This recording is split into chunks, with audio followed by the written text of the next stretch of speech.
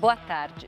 Ciência é o conhecimento aprofundado, produto de muita pesquisa baseada em evidências. Ela pode parecer distante do dia a dia, mas tem grande influência na nossa vida cotidiana. Interfere diretamente no desenvolvimento da sociedade e da economia e, por isso, deveria ser considerada a prioridade. Nas últimas décadas, a comunidade científica do Brasil alcançou um patamar de nível internacional.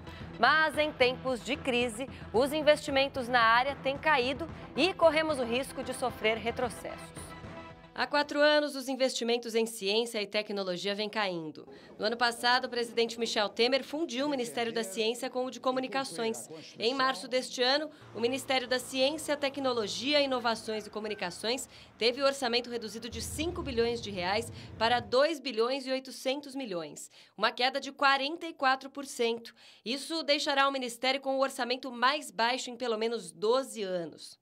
Esse corte é parte de uma redução geral de 42 bilhões de reais do orçamento federal, o que equivale a 28% sobre todos os departamentos governamentais. Segundo a SBPC, Sociedade Brasileira para o Progresso da Ciência, de cada R$100 gastos pelo governo federal, apenas 32 centavos são destinados à ciência e tecnologia. Pesquisadores afirmam que os recursos disponíveis não são suficientes para quitar contas e editais relativos ao ano passado. Além disso, o número de trabalhos de pesquisa publicados no Brasil também está diminuindo, segundo uma estimativa preliminar de 2016. No Rio de Janeiro, por exemplo, a crise ameaça o funcionamento de várias instituições, como a Universidade do Estado do Rio de Janeiro, a UERJ, e também entidades de pesquisa fundamentais como a Fundação Oswaldo Cruz.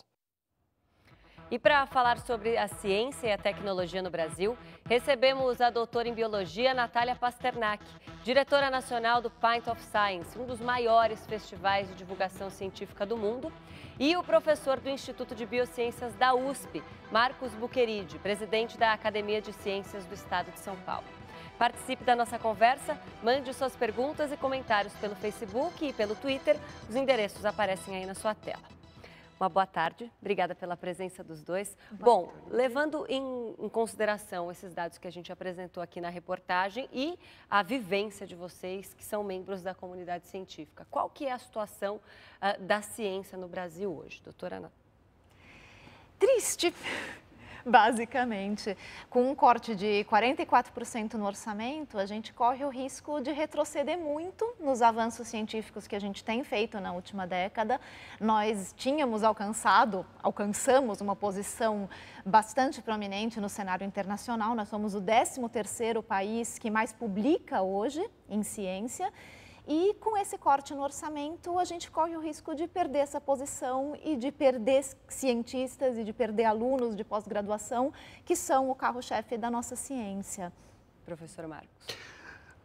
Nós tivemos um avanço incrível principalmente nos últimos 30 anos, né, com um investimento bem maior, especialmente em São Paulo, né, com a FAPESP, mas do Brasil inteiro também. Mas nós ainda não chegamos num nível de criatividade e na conexão com a indústria que a gente precisaria ter e na conexão com a sociedade. Então, nós estamos sendo pegos com essa crise, nós estamos sendo pegos numa fase de crescimento que é crucial para a ciência, que é quando a gente... Tudo é um processo. Por exemplo, uma descoberta nova da ciência básica, ela leva, em média, 10 anos para se tornar ciência aplicada. Então, nós temos só 30 anos, quer dizer, nós temos algumas poucas aplicações. Se a gente agora retira esse dinheiro para a ciência, que está fazendo com que tudo comece a se conectar, e a gente esperaria que nos próximos 20 anos a gente tivesse uma conexão mais saudável, realmente a gente pode ter que voltar para trás, como disse a professora, nós podemos ter que voltar para trás, talvez para a década de 70, década de 80, caso esse corte persista por muito tempo.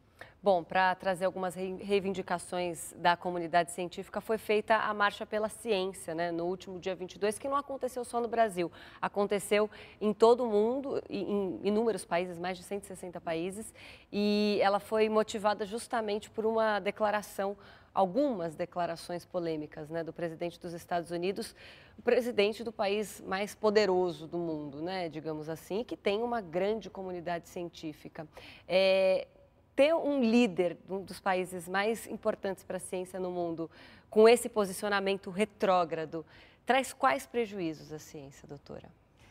Inúmeros. Eu acho que a ciência está sofrendo nos últimos anos um movimento crescente anti-ciência.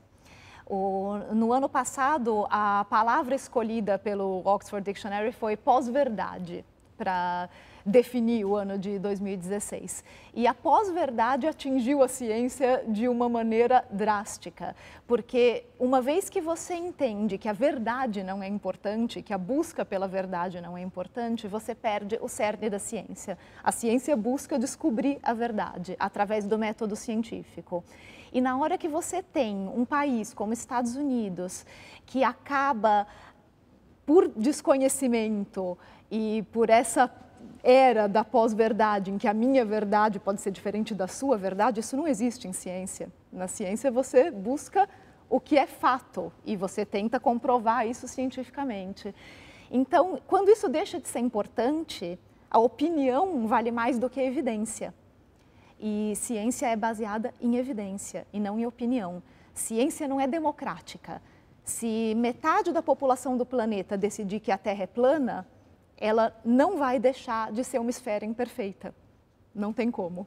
Professor Marcos, então essas manifestações que a gente está até mostrando aqui, né, a Marcha pela Ciência que aconteceu em inúmeros países, ela começou para protestar contra essas declarações do presidente Donald Trump, que ameaça sair do Acordo de Paris, que é um dos acordos mais importantes para diminuir as causas aí do efeito estufa, entre outras polêmicas que ele vem criando. Aqui no Brasil, quais foram as reivindicações?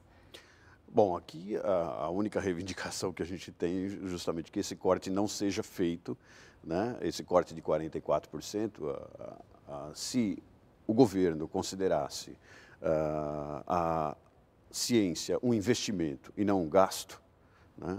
A gente estaria no mesmo status, por exemplo, da saúde. Então, a pergunta que se faz, que não foi atingida, a pergunta que se faz, tá, se hoje eu não atinjo a saúde com um corte de verbas, mas eu atinjo a ciência, qual é a saúde que eu vou ter em 10 anos? Né? Qual é o status de energia que eu vou ter em 10 anos? O nosso agro, que é um orgulho brasileiro, da ciência brasileira, né? Da gente ter atingido níveis realmente muito altos em relação ao resto do mundo. Que nível que nós vamos ter daqui a 10 anos se a gente criar um vácuo, né? de produção científica e de conexão científica nesse momento? Então, a reivindicação é que a gente seja considerado, que a ciência seja considerada como um investimento e não como gasto. E isso precisa ser explicado também para a população.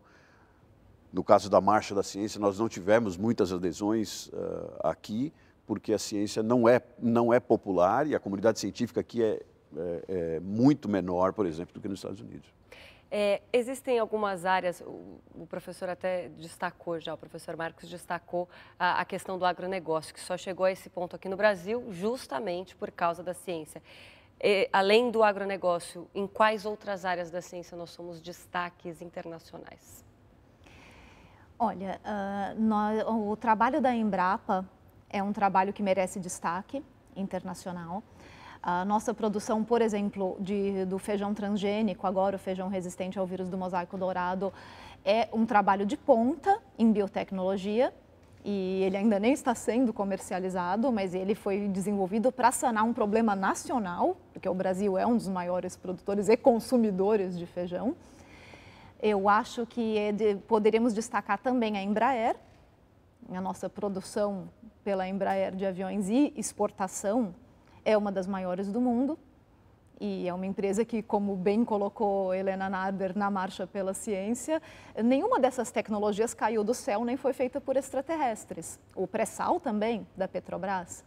Tudo isso foi desenvolvido aqui, é ciência e tecnologia produzida no país, desenvolvida aqui. A vacina da dengue, produzida recentemente no Instituto Butantan, também foi desenvolvida aqui. O Brasil é quase autossuficiente em produção de vacinas, também no Instituto Butantan. Mas isso é muito pouco comunicado para a sociedade. Então, a população precisa ter acesso ao que se produz em ciência no Brasil para poder valorizar, para poder dizer, poxa, mas isso tudo é feito aqui e isso tudo está retornando para a sociedade em forma de produtos, em forma de serviços. A sociedade não sabe disso. E como que essa divulgação poderia ser potencializada? Como que as pessoas podem associar? A gente sabe que é exportador de matéria-prima e, como você mencionou, doutora, exportamos aviões para outros países. Sim. Como que as pessoas... O que está faltando para a população fazer essa associação de que essa ciência é nossa, desenvolvida aqui e que é reconhecida lá fora, mas muitas vezes pelos próprios brasileiros, não? Esse é um problema que não é só nosso, né? Existem culturas como a Grã-Bretanha, por exemplo, é uma cultura que também vem lá desde 1600, né? Essa cultura, a ciência permeia completamente a sociedade, ao ponto de a gente ver aqui na nossa televisão, às vezes, algum anúncio inglês, que vem geralmente de sabão em pó, e você pode ver que eles fazem um experimento científico, eles têm o controle, têm o experimento, eles mostram que o sabão em pó funciona, porque, né, porque o experimental mostra que ele funciona em relação ao controle. Esse é o conceito básico da ciência, tem um controle e um experimento. Então você vê, essa sociedade é uma sociedade em que a ciência é tão forte que as pessoas todas, em qualquer nível da sociedade, compreendem essa base. Nos Estados Unidos, isso já não é tão claro, apesar dos Estados Unidos ter a maior ciência do planeta, a ciência mais influente do planeta hoje, ela não tem essa característica igual aos ingleses. E eles têm um problema sério para tentar divulgar. Então, isso é um problema ainda que nós não resolvemos. É um problema muito difícil. A ciência ela teria que participar de todos os programas, de todos os níveis, dentro da escola, etc. Infelizmente, o que nós estamos vendo no Brasil, principalmente de 5 anos para cá, de mais ou menos 2010 para cá, nós não temos mais editorias de ciência nos principais jornais brasileiros, né? Eles desapareceram, os programas de ciência foram parar todos para 6 horas da manhã, né? A gente tem algumas coisas nos grandes jornais que falam um pouco de ciência, mas não trazem realmente a questão mais profunda da ciência. E um outro problema que eu vejo é que toda essa questão da gente usar Twitter, Facebook, etc., traz tudo para a superfície, traz tudo para a pós-verdade, né? Como a Natália comentou. É uma era de desinformação. É uma era de desinformação. Então, essa falta de profundidade e essa nossa preguiça, eu diria nós, sociedade, essa nossa preguiça de pensar um pouquinho mais profundo, entender um pouquinho melhor as coisas, a falta disso também é algo que está na cultura nossa, essa velocidade muito grande, ninguém tem mais paciência de aprender coisas mais profundas, entender melhor os processos. Mais um desafio para a ciência, então, né? Mais um desafio para a sociedade, Adriana. Eu acho que é mais para a sociedade como um todo. A sociedade não sabe o que está perdendo.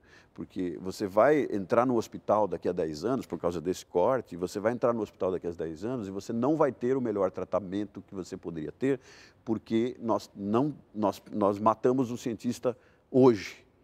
Se a sociedade não pensar pelo menos 10 anos na frente e pensar com um pouquinho mais de profundidade, não vai poder exigir do governo que o governo faça um investimento. Esse seu último comentário já responde aqui parcialmente a pergunta do Samuel Lucas. Ele diz que nós vemos inúmeros avanços científicos em outros países, como Estados Unidos e Alemanha. Ele quer saber se existe alguma explicação para o Brasil ser tão atrasado no campo científico, se é que ele é considerado assim tão atrasado. O Brasil não é atrasado. O Brasil, na realidade, hoje... Essa impressão que muitas Natália comentou, né? Você esqueceu de um ponto em que o Brasil é o mais forte do mundo, mais do que qualquer outro ponto, que é o etanol. Nós somos o primeiro país do mundo a usar, e somos o país que ainda usa a maior parcela de energia renovável do mundo. Então, em termos de pegada em mudança climática, etc., o Brasil realmente se destaca e se destacou mais do que qualquer outra coisa. Eu diria que depois, em segundo lugar, vem o agro. Não existe terra suficiente no mundo para enfrentar 2040, em que nós vamos ter que dobrar a produção de comida.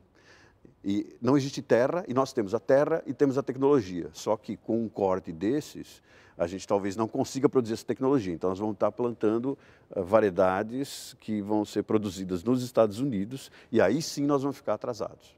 A gente tem outra pergunta aqui do Tony Macedo. Ele quer saber de qual maneira que a bancada evangélica interfere no desenvolvimento científico do Brasil. A política está totalmente relacionada com esse corte de investimentos?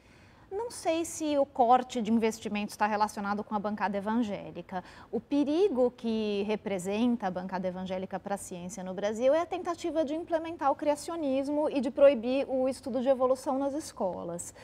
Eu acho que daí a gente tem que realmente fazer uma separação muito clara das coisas. Da mesma maneira que nós cientistas não vamos nas portas dos templos e das igrejas dizer, olha, vocês estão errados, não é assim que funciona, nós também não queremos a interferência religiosa dentro do estudo de ciências. São coisas que têm que permanecer separadas. Bom, daqui a pouquinho então a gente continua a nossa conversa, a gente vai para um rápido intervalo, participe do JC Debate, veja agora os endereços.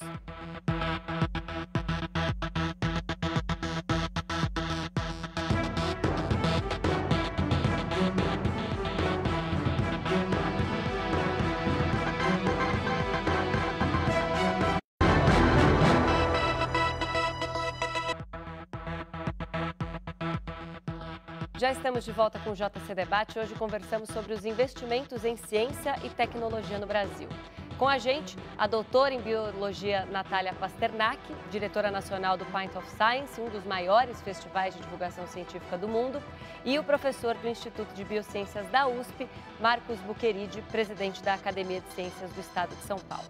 Continue participando com suas perguntas e comentários pelo Facebook e também pelo Twitter. Entre as medidas que afetam a ciência no Brasil está o final do programa de graduação Ciências Sem Fronteiras, que levou 100 mil universitários para estudar fora do Brasil. A explicação do governo federal é que o dinheiro acabou. Segundo o Ministério da Educação, o programa Ciência Sem Fronteiras deixou dívidas porque o custo era muito elevado. Em 2015, o governo investiu 3 bilhões e 700 milhões de reais no programa e não gerou os resultados esperados, principalmente por causa das limitações dos alunos com a língua inglesa. Os últimos bolsistas foram selecionados em 2014. Atualmente, segundo o MEC, há 4 mil universitários remanescentes deste edital no exterior e no Brasil. Já o intercâmbio para pós-graduação será mantido. Este ano serão cerca de 5 mil bolsas para mestrado, doutorado, pós-doutorado e estágio sênior no exterior. Doutora Natália, como que você avalia essa decisão do governo? Eu acho que foi acertada. Eu acho que, infelizmente, o Ciências Sem Fronteiras para a graduação é um programa que, no momento, ele não deve ser priorizado. Diferente do que a gente estava discutindo em relação aos cortes para investimento, o Ciências Sem Fronteiras continua funcionando para pós-graduação, que são estudantes mais preparados e que vão se beneficiar mais do programa e vão trazer mais retorno para o país. Os estudantes de graduação que estavam participando do Ciências Sem Fronteiras, em geral, não estavam preparados para o programa, realmente não tinham uma boa compreensão da língua, não conseguiam aproveitar os cursos lá fora. E eu acho que se esse investimento está reduzido, é melhor priorizar os nossos estudantes de pós, os nossos estudantes de mestrado e de doutorado que vão poder se beneficiar mais do programa. No mundo ideal, a gente teria para todos. Professor Marcos, qual que é a importância dessa troca de conhecimento com o meio científico de outros países também?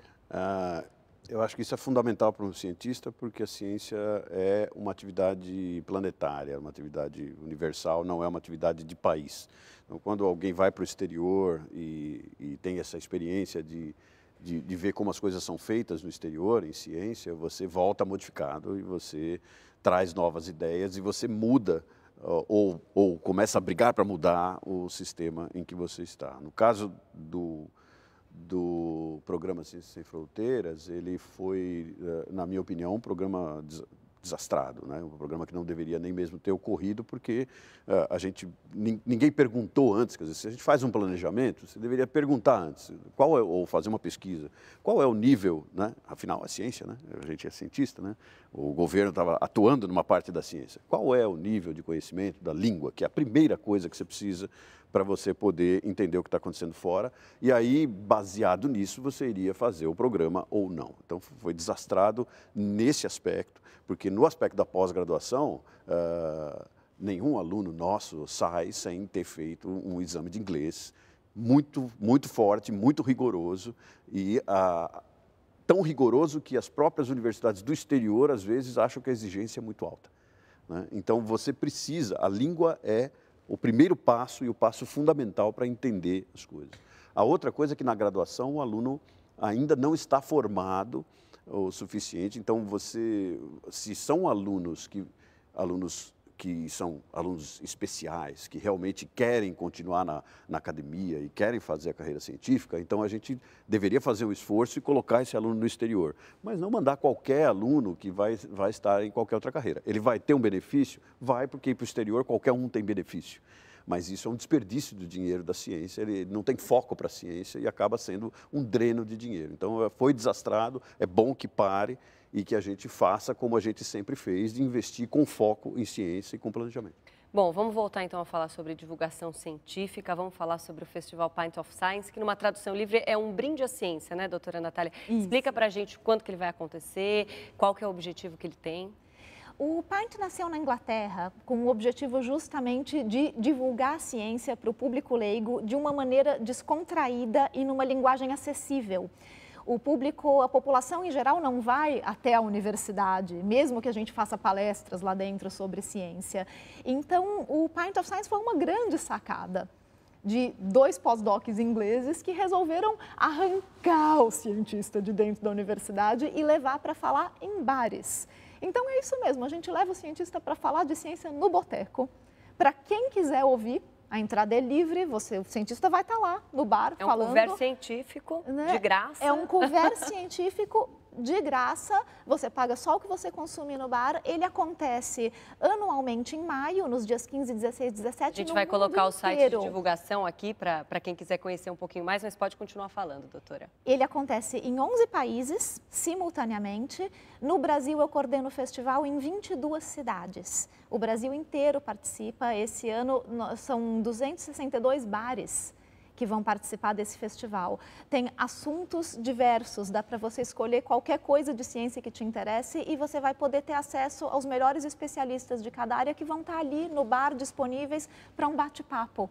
A linguagem do Pint of Science, ela tem que ser informal, ela tem que ser acessível, tem que ser uma linguagem fácil para o público leigo. Isso é uma coisa que a gente conversa muito com os palestrantes, para eles se prepararem para falar diretamente ao público. E principalmente para mostrar para a população que a ciência é importante, que ela é divertida e que ela pode ser conversa de bar. Além desse festival, do qual a doutora Natália acabou de falar, de que outras maneiras o cientista pode tornar, digamos, mais acessível a ciência para nós, leigos, professor Marcos? O cientista brasileiro, devido à formação que nós tivemos nessas últimas 3 décadas, principalmente, nós fomos enviados para o exterior e a gente tem a ideia de que tudo em ciência sempre a língua inglesa é a língua oficial, em que se deve se comunicar, que nós devemos, né, nos comunicar. Então, há uma força muito grande nesse sentido.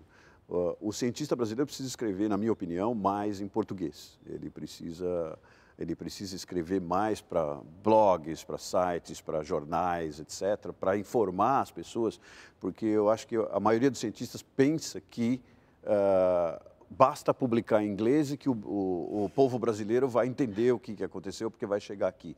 Não é assim, né? Então, uma publicação em português, muitas vezes, tem um impacto muito maior em milhares e milhares de pessoas do que o impacto em 10 ou 15 pessoas que um paper escrito em inglês, que não deve deixar de ser escrito, certo? Que tem que ser escrito também, mas o cientista tem que abrir um pouquinho mais de espaço, todo cientista, abrir um pouquinho mais de espaço na sua agenda para poder explicar as coisas para a população.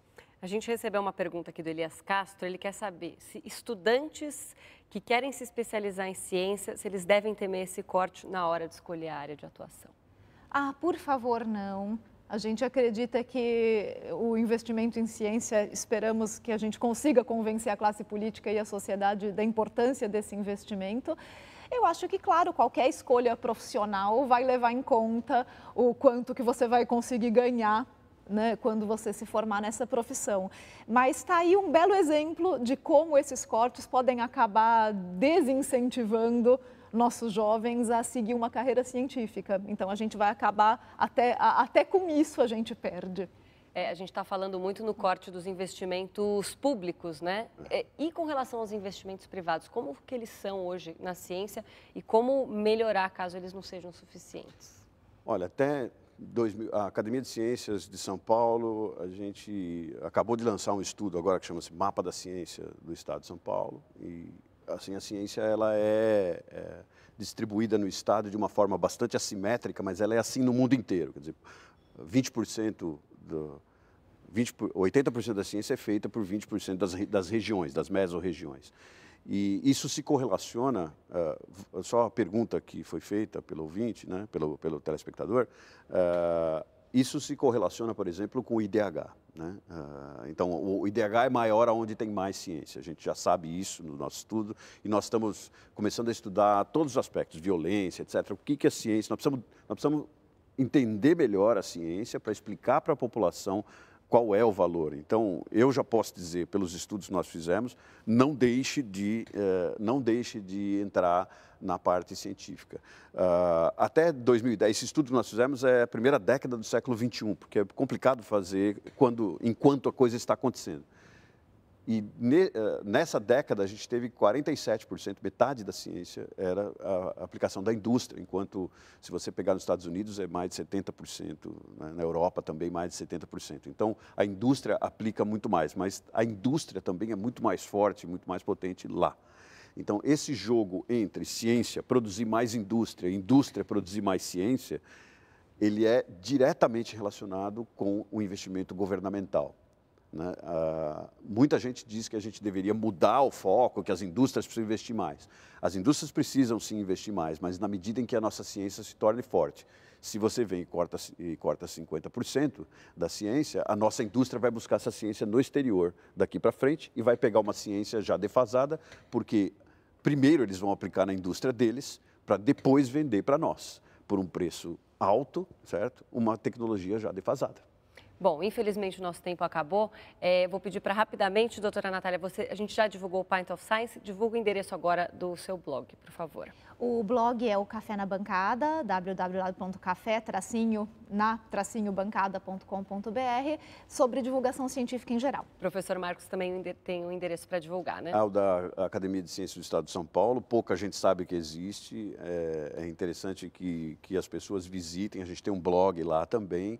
E tem esse estudo, está na área de documentos, se você quiser baixar o PDF para ver como está distribuída a ciência em São Paulo, é só ir ao site da academia, que já apareceu ali, e a área de documentos, e lá embaixo vai aparecer, clicou, você vai baixar o PDF e você sabe como é que a ciência é distribuída no seu estado. Tá ótimo, muito obrigada pela presença dos dois, até uma próxima oportunidade. JC Debate fica por aqui, a gente volta amanhã, 12:30. Uma boa tarde para você, até lá.